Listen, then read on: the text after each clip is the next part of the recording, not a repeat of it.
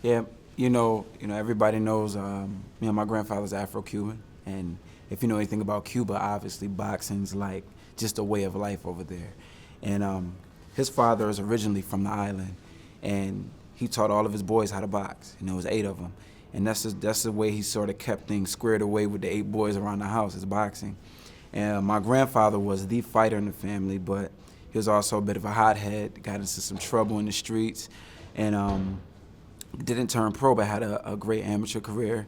And his younger brother, Willie the Worm, who everybody knows beat Marvin Hagler, they put all their attention and boxing knowledge into him, and he took it the furthest, beating Marvin Hagler, being one of the great middleweights out of Philly in the 70s. And then my father, my grandfather's only son, he named him after his brother. So that's how I got the name, because I'm named after my father. And my father had a good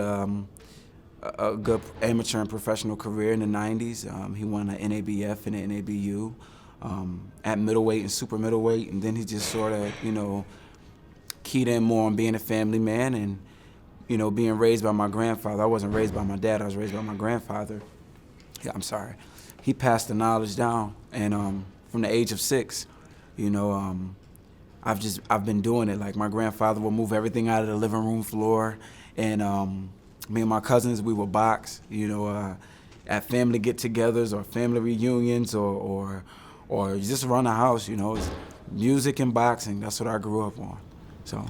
And I read somewhere that he used to stack up, you said he stacked up milk crates? Well, see, my grandfather was tall, so, the crates that the 4 gallons of milk come in, he would stack them too high so he could sit on them.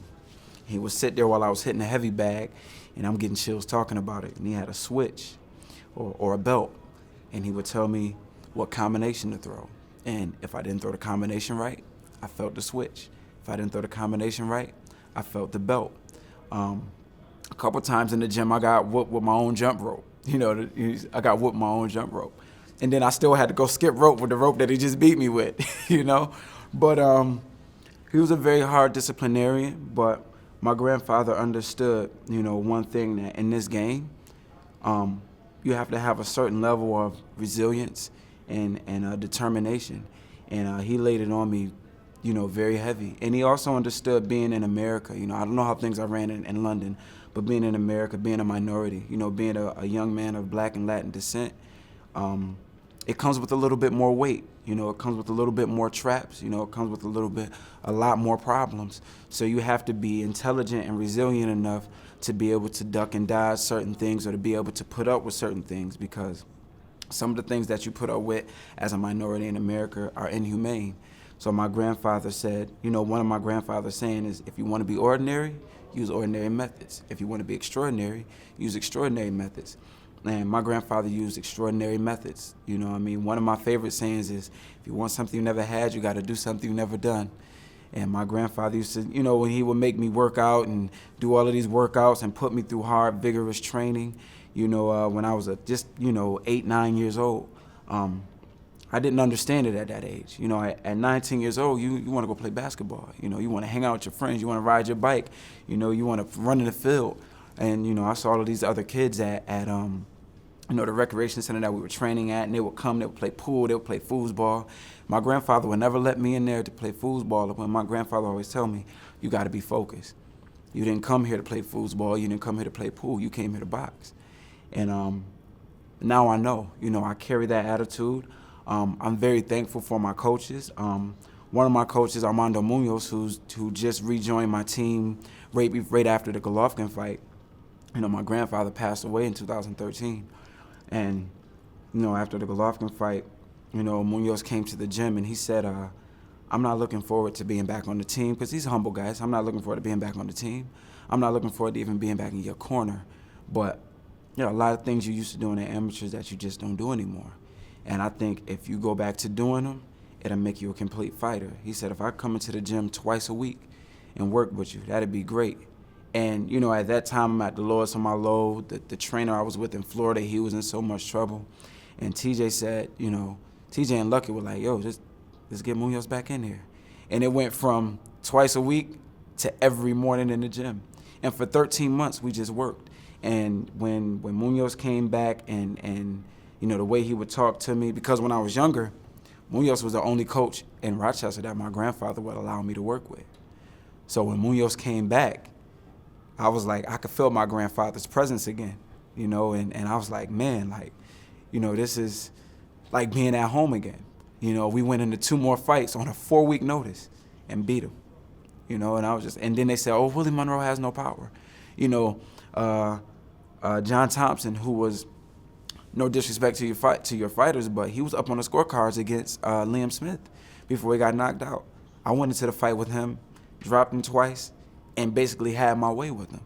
You know, for people, he has no power. How do you drop a man with just a jab? It's the most basic punch. But, you know, it's certain things that Munoz brought back to the team. It's certain ways that, like, when I'm in the gym, I could almost feel my grandfather's presence again.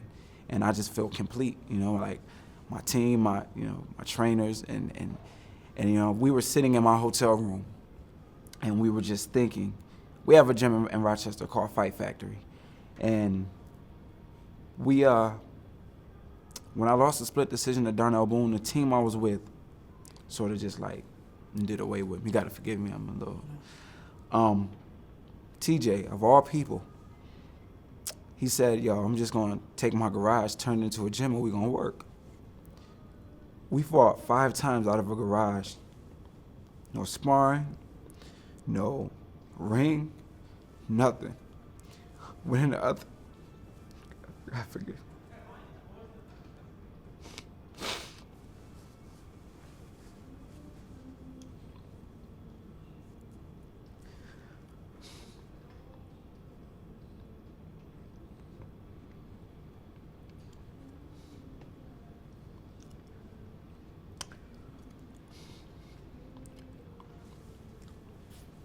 We took fights on a 2-week notice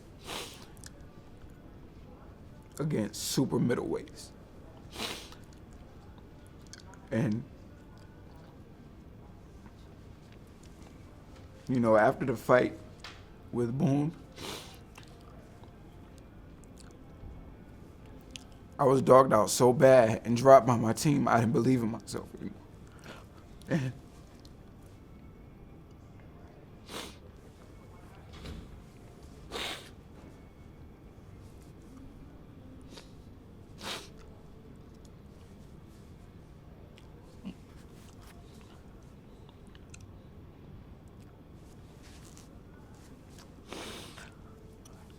my team believed in me more than I believed in myself. We went on the road and fought 5 fights. No sparring, no ring, 2.5-car garage. We went on Craigslist. I don't know if you guys have Craigslist over here or like eBay. And ordered an aerobic, not even an aerobic heavy bag. It's not even a real heavy bag. And an Everlast double end bag. And we worked out of a 2.5-car garage. Won 5 fights. Got in the Boxino, won all of those fights. Beat Brian Veer to defend the titles, and we lost against Golovkin. Just giving you the timeline, but it's just funny how the tables turn because we bought all of this stuff out of our pockets, our own money, and now we're like endorsed by Everlast. You know, we have big fights on a big stage, and it happened not just because I'm just a skilled, talented fighter. It happened because I have a team that believed in me when I ain't believe in myself. You know, I just have an awesome team. My strength and conditioning coach, you know. Funny story, when I was getting ready to fight Gabe Rosado, we didn't even know we were going to fight Gabe Rosado. They originally asked us to fight Billy Joe that time, and he turned us down. Then Golden Boy tried to make the fight with Billy Joe and Rosado. He turned that down. And they called us on a 3-week notice, 25 days, and said, would you fight Gabe Rosado? I said, absolutely. About a month before that, my strength and conditioning coach, Lucky, he called me. He said, yo, it's 9 o'clock, King. Let's go get this work in. And I was like, man, ain't no fight coming up. They're not going to give me no fight. He said, man, that don't mean we start working. You know, he said, you know, like your grandfather used to say, if you want to be ordinary, use ordinary methods. If you want to be extraordinary, use extraordinary methods. And for 4 weeks, we just keyed in on everything as if we had a fight coming up. You know, a 3-week notice, they called us for Rosado. Bam, 7-week camp.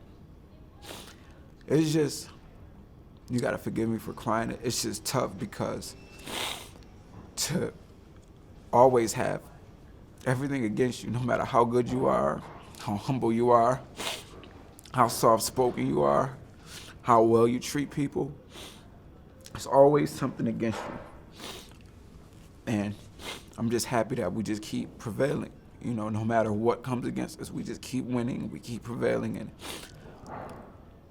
I'm crying because I'm happy, but it's also painful.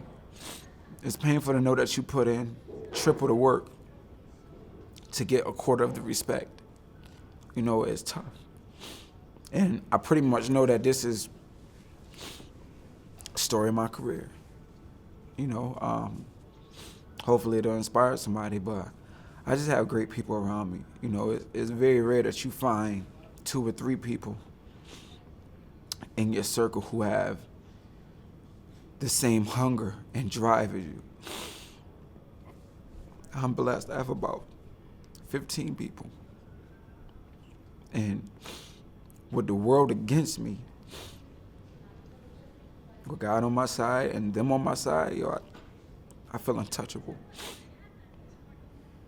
And come the 16th, I'm gonna be untouchable. No offense to Billy Joe. I respect him as a fighter. I don't have anything negative to say about him. He's undefeated. Frank Warren has done an awesome job with doing what he has to do to make sure that his fighter is on top. I've watched his fights. We're very similar. You know, I could say he's the UK's version of Willie Monroe. You know what I mean? He moves, he boxes, he's slick, he's lefty. So I'm just hoping that the best Billy Joe shows up. Therefore, it's no more excuses. You know, I don't want to hear he was weight drained because for the last 8 weeks he's been saying he's in the best shape that he's ever been. I don't want to hear that Willie Monroe was doing something he wasn't supposed to do. I can't. I've agreed to everything in their favor. You know, I came over when they said come over. They mentioned testing, random testing. I thought we were going to do random testing because they put VADA in the contract.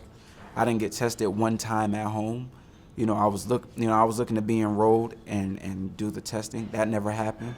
They showed up to my door this morning, asked for blood and urine. They got it.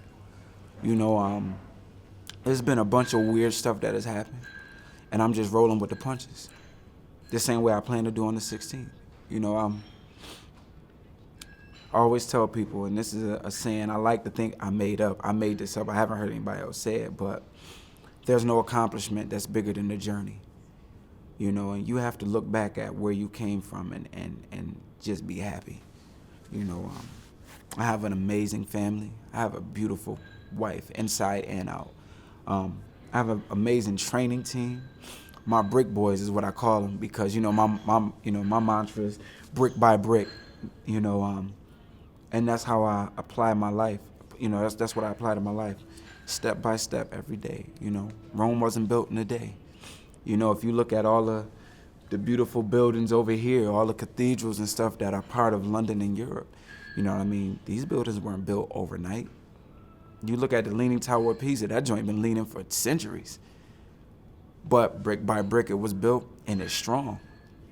You know, anything that happens overnight, it's gonna end overnight. So I'm happy with the process. I'm trusting the process. I'm enjoying the process. And thank you. Thank you. I can't say the vibes here in London are amazing. And after I beat Billy Joe, I wouldn't mind coming back over here and having a cup of tea with him. He can have beer. I know he drinks beer. I don't drink. He can have beer. I'll have like a cup of tea or a cup of coffee because it's just not in my heart to be a malicious person, you know. For whatever I have to do for 36 minutes or shorter, depends on how long I decide to let it last, comes the 16th, I'll do it. But after that, there'll be no hard feelings. And there's no hard feelings now.